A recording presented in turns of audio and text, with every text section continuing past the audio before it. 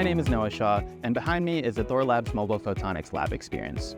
What Thorlabs is trying to achieve with this initiative is to bring hands-on learning experiences to people around the country.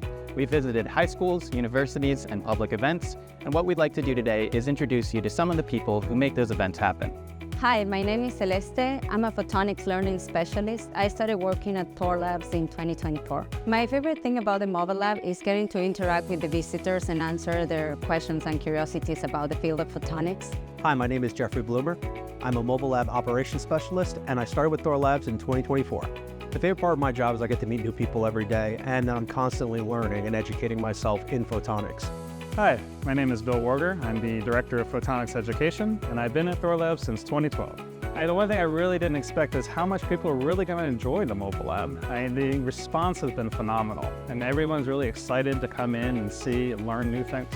Now that you've met some of the people who make mobile lab events happen, we'd like to invite you to take a look at our newly updated website where you can request a visit. We'll see you on the road.